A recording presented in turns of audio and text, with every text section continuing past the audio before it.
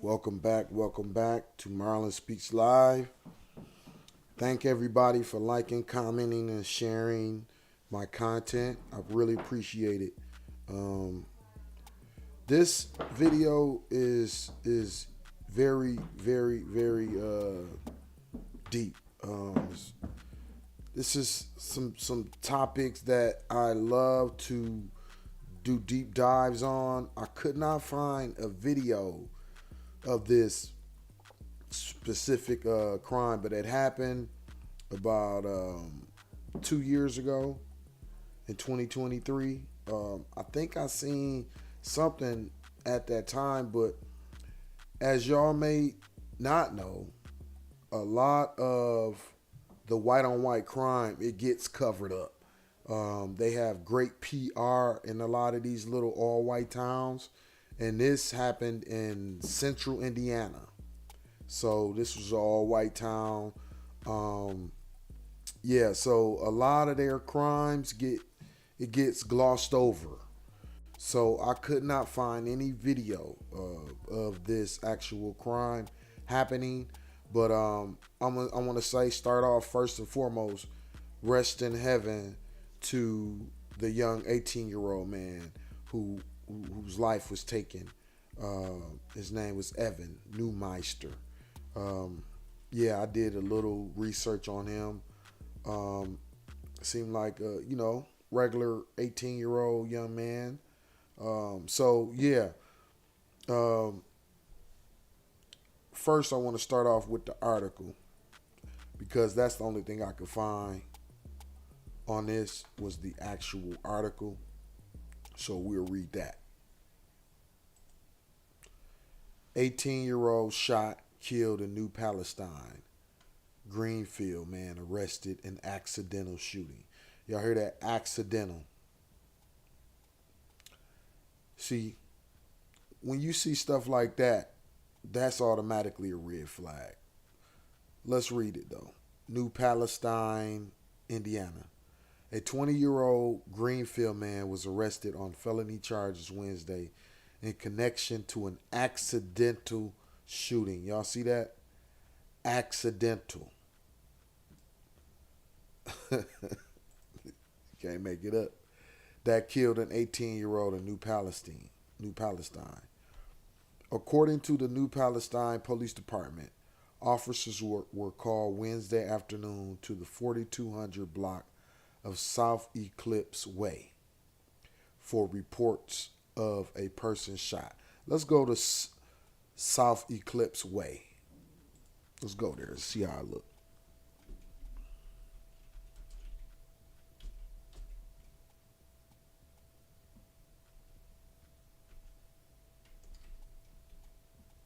Let's see.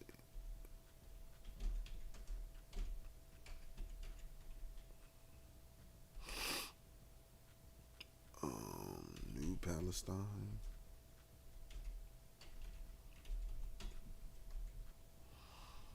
Yeah, it's right there. All right. Let's see if we can get a.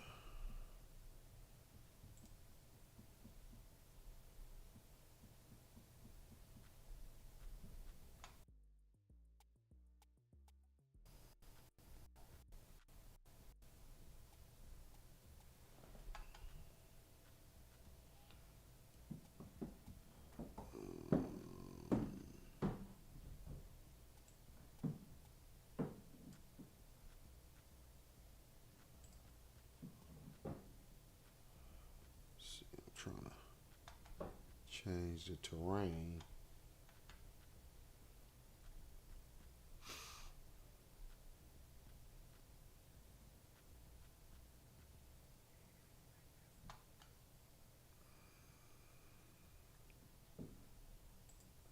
Can we change the terrain on this?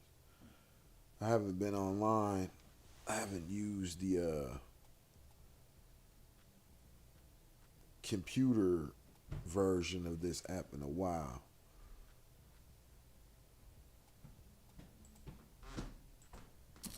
I'm so used to the terrain. Oh, there we go. There we go.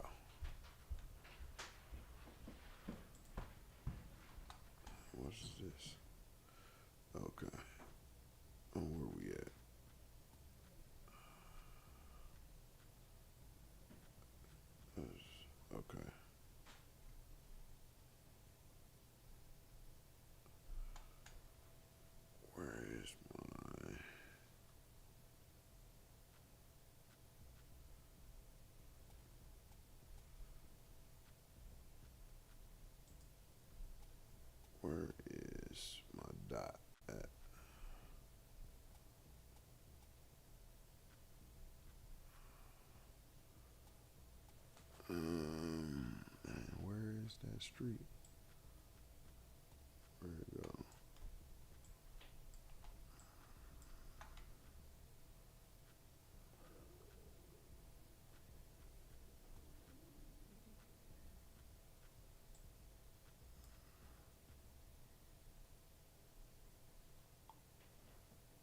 Okay.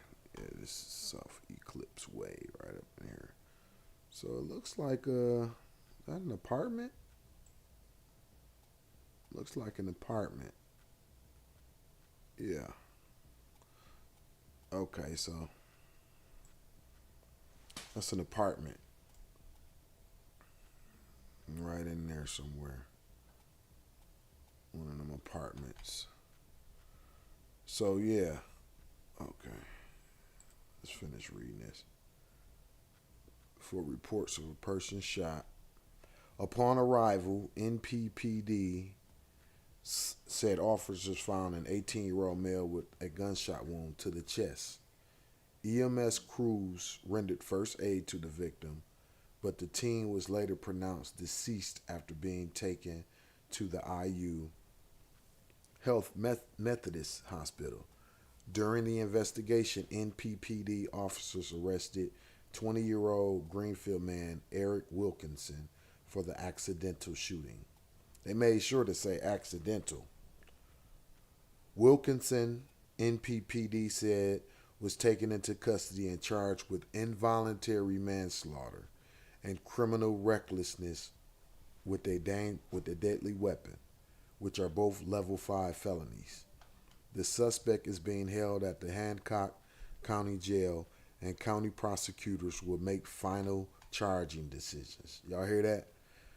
They letting it be known that they're gonna make final charging decisions, meaning they don't know if they even want to charge this man with nothing. According to the NPPD Facebook post, the victim's identity is currently being withheld until the family has been notified. The department concluded a news release by saying that the investigation into the accidental shooting death is ongoing. No further information was released. Yeah, so there you have it. They wanted to be known that that was an accidental shooting. They kept saying it throughout the whole article, just to let y'all know. Crime, there's no crime here. See, this is the issue with white on white crime, right? So they like to downplay crime in their areas. You know why? Because they're all about their property value. They care more about property value than people value in these all white towns, these all white places. They care more about how their property value looks, and they really do a great job, a great PR on making sure that the crime in their area don't get broadcast. They don't bring too much light to it. You know, that's on purpose. That's to keep the property value high. They don't want people to feel like, oh, this is places unsafe. So yeah, let's go to this other article. Now, that was the first article when it first happened 2 years ago. This is a very recent article. The aftermath, right? This from November the 5th, 2025. The other article was from 2023. Okay, it says shooter in teen's death will get out of jail earlier than expected amid clerical error. Y'all see that? A clerical error will help him get out of jail. So let's look at what ended up happening. In early September, Eric Wilkinson admitted guilt in a plea agreement surrounding the unintentional shooting of Evan Neumeister, an 18-year-old friend, on November the 22nd, 2023. Wilkinson was given a 2-year term and told by the court he would need to spend at least one of the 2 years in jail, or roughly 6 months, based on good behavior, with a release date expected February 24th, 2026. However, Due to a mistake in the reporting of Wilkinson's time served via home detention, Evans' family learned last week Wilkinson will get out of jail earlier, January 6th. Wilkinson has now been given a total of 116 days of jail credit after he was only given 18 days of jail credit at the original sentencing, September the 4th. The family is questioning why the credit time, 98 new days, for home detention that happened prior to the trial, wasn't brought up at the sentencing hearing.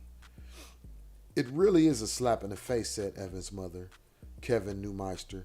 We understand that unfortunately this is the law, but after he was supposed to serve at least 6 months of his jail sentence, he is now receiving 98 more days of jail credit, and it just doesn't feel right. You damn right it don't feel right. I'll be super pissed. I'll be wondering why he not getting life in prison for killing my son. Wilkinson's defense attorney was the county's chief public defender, Jeremy Telpin. He filed a motion to award credit time for the home detention just a day after the sentencing hearing. Wilkinson was on house arrest after he was originally released from jail December the 1st, 2023 through January 8th, 2024. Okay, yeah, this is the young man, Evan Neumeister, who lost his life tragically. Rest in heaven to you, Evan, and condolences to your family, his mother, Kelly. Condolences to you, Kelly. Evan of New Palestine was shot and killed by Eric Wilkinson on November the 22nd, 2023. Wilkinson, who shot Neumeister unintentionally, will be set free from jail earlier than expected after he was initially not credited for the full numbers of days, sir. Y'all see how this justice shit work when everybody, like in the uproar about Sharon, the coach at Sharon Moore, the coach at University. Like everybody want to make sure that black people get justice, right? That black people get the justice served on them, right? But look at this, man. This is a tragedy, a travesty. This is like the worst I've ever seen. This dude, let's read some more. That was time that came prior to the trial in the case, which ended in a hung jury in October the 24th. Following the hung jury, the prosecution and public defender settled on a plea agreement rather than put Evans' family through another trial. Damn, they gave him a plea agreement. Wow. A 2-year plea agreement with 6 months. Wow. Eric was given credit for that time, but he was on home detention, Neumeister said. So it will end up being only a couple of months in jail for killing Evan. That's all he's getting. Wow. A couple months in jail for killing somebody. This is what goes on a lot in all white on white crime. Like they like to sweep it under the rug. Woo. That's so unfortunate. The family feels Wilkinson should at the very least have to spend 6 months in jail.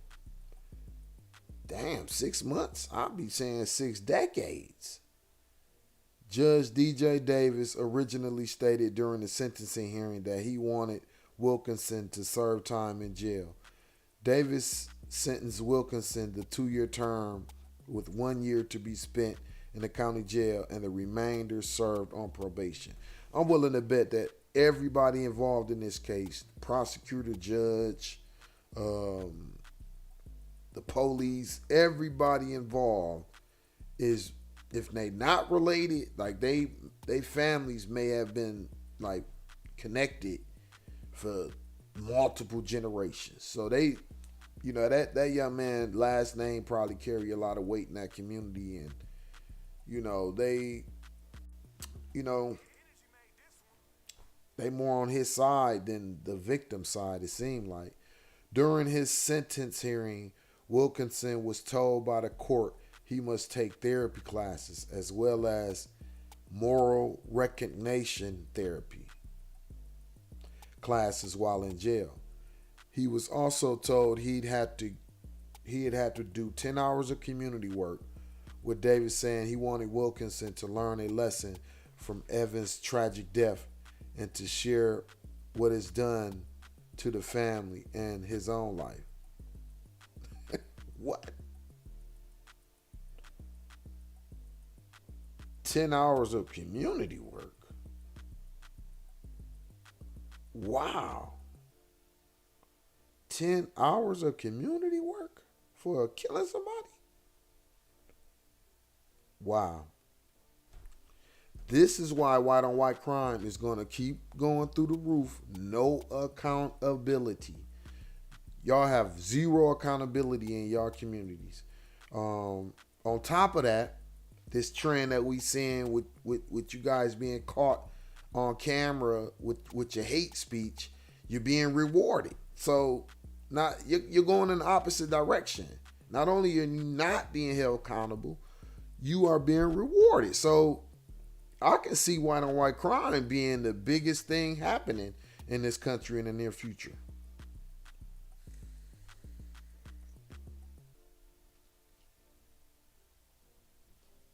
Wilkinson was given only 18 days of credit for the time he spent in jail after being arrested following the shooting death of Evan. He was then released onto home detention. Yet, the home detention time served was not brought up in court during the sentencing hearing. We are very curious as to why the defense didn't try to get his house arrest time credited at sentencing as well, Neumeister said.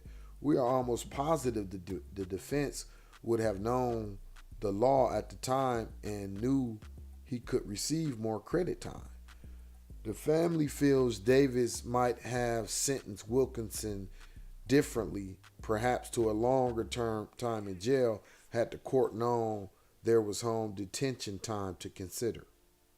Davis noted in an email to the Daily Reporter that may not be true. Man, these folks crazy. I made my sentence based upon the information I had at the September 4th sentencing, Davis said. Tailpin said the home detention credit time was simply an oversight on everyone's part. But ultimately, it was his responsibility for not bringing it up during the sentencing hearing, which is why he moved to correct the error as soon as he realized the mistake made the next day. I think it had been so long since the case began, we all forgot, Tailpin said. Eric wasn't on home detention for all that long of a period of time and had been off of home detention for over 19 months by the time of sentencing.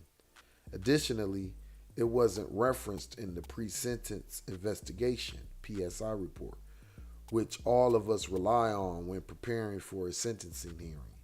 Tailpin noted at the end of the day, it doesn't really change anything, saying Wilkinson will still serve the same amount of time, but he is entitled to credit for all of the time he previously served, including those few months on home detention.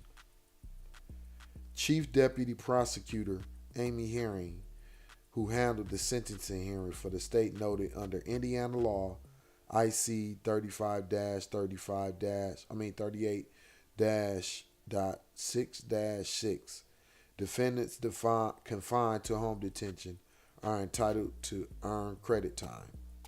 As the defendant was initially placed on pretrial home detention when he bonded out of jail, it was an oversight at the original sentencing that the court did not award the appropriate credit time, Herring said.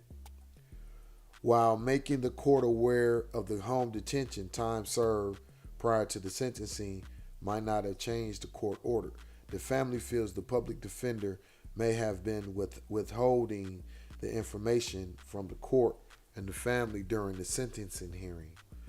The motion to credit time was filed on September the 5th. the day after the sentencing, Newmeister said. Why not request it in front of the judge and in front of the victim's family? Judge Davis noted that while Newmeister's family may be upset Wilkinson is getting out earlier than they expected, he does not deserve to get time served credit for the days he spent on home detention. I cannot deny awarding credit time to any defendant who has actually served the required time, Davis said. Although this does not occur frequently, it has happened in a few occasions in the past. Davis noted that he has spoken with the county probation department, Nick Lehman, who put together the PSI on Wilkinson, and asked him to take steps to ensure the credit time given on the PSI is accurate, including pretrial home detention. He was to discuss this issue with interim chief probation officer Gail Connolly to ensure that all credit time is accurately reflected in the PSIs, Davis said. Okay, we get into the nitty gritty. Wilkinson was charged with the level 5 felony count on reckless homicide when the case was filed on November the 30th, 2023, a few days after Evans' death.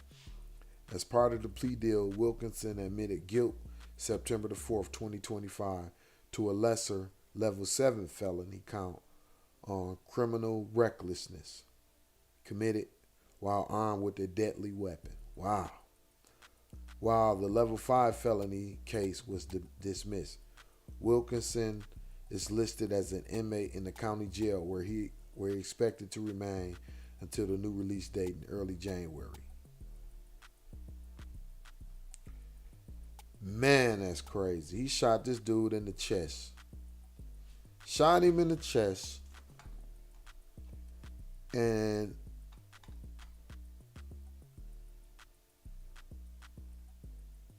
shot him in the chest. Wow, man, this is crazy.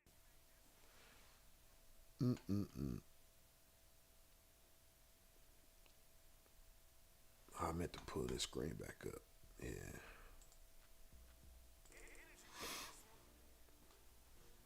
Yeah, man, this is crazy. So, this is the killer who will be let out real soon.